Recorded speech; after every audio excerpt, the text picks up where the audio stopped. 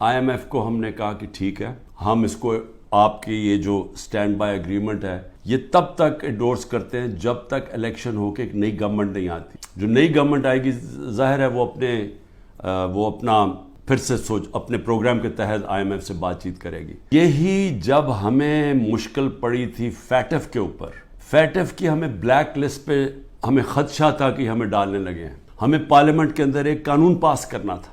تو جب ہم نے اپوزیشن کو قانون پاس کرنے کا کہا، کیونکہ اگر بلیک لسٹ پہ آ جائیں تو وہ بھی پاکستان میں سینکشنز لگ جاتی ہیں، وہ پھر وہی حالات بننے شروع ہو جاتے ہیں جو کہ ایک ڈیفالٹ سے ہوتے ہیں، یعنی فائنینسنگ ختم ہو جاتی ہے باہر سے، اس چیزیں مہنگی ہو جاتی ہے، مہنگائی ہوتی ہے، غربت بڑھ جاتی ہے. تو اس سے بچنے کے لیے ہم نے وہ لیجسلیشن پاس کر رہی تھی اسمبلی میں.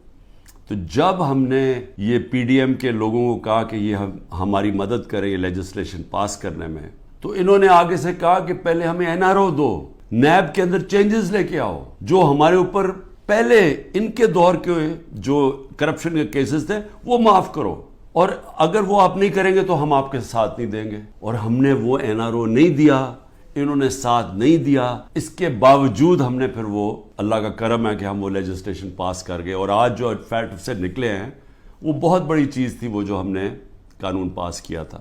میرے اوپر 180 کیسز بن چکے ہیں. ساری سینئر لیڈرشپ کی یاد اندر ہے کیسز ہیں، اور جو باہر نکلتی ہیں تو ان کو کہتے ہیں کہ جی پہلے کا پارٹی چھوڑو گے نہیں تو ہم آپ کو اندر رکھیں گے. جو ہمارے لیڈرشپ جیل میں ہیں ان کے اوپر انتہا قسم کا پریشر ڈالا جا رہا ہے. جو بھی گلگت بلتستان کے اندر جو ڈرامہ کیا گیا ہے، آپ یہ سوچیں کہ جو ممبرز کے اوپر انہوں نے پریشر ڈالا، ہمارے پاس تو نمبر پورے تھے، پہلے پارلیمنٹ کے اندر گھسنے نہیں دیا، اب اس کے بعد ایک ایک ممبر کے اوپر پریشر ڈالا ہے، وہی کرنے جا رہے ہیں جو کہ انہوں نے آزاد کشمیر میں کیا تھا. تو ایک طرف تو یہ ہو رہا ہے، اور اس کے باوجود ہم کیونکہ ہمارے ملک کو نقصان نہ ہو، ہم نے یہ فیصلہ کیا ہے کہ ہم اس سٹینڈ بائی اگریمنٹ کو بیکنگ دیتے ہیں تب تک جب تک الیکشن نہیں ہوتی.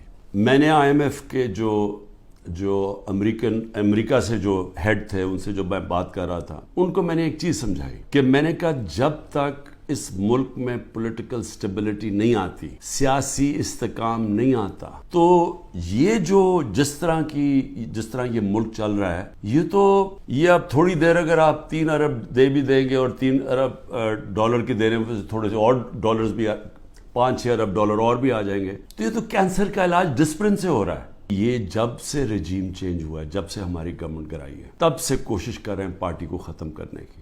اور کوئی ان کو جو سب اوپر پاور میں بیٹھ کے تحریک انصاف کو ختم کرنے کی کوشش کر رہے ہیں، ان کو کوئی ملک کی فکر نہیں ہے. انہوں نے جو پاکستان کی معیشت سے کیا، میں آپ کو پھر کہتا ہوں دشمن بھی نہ کریں. 3 ارب ڈالر کا ہمیں مل رہا ہے اس وقت IMF سے سٹینڈ بائی اگریمنٹ پہ جو پیسہ آئے گا. 7 ارب ڈالر صرف ایک سال میں پاکستان کو نقصان ہوا ہے ایکسپورٹس کی کمی میں اور ریمیٹنسز کی کمی میں.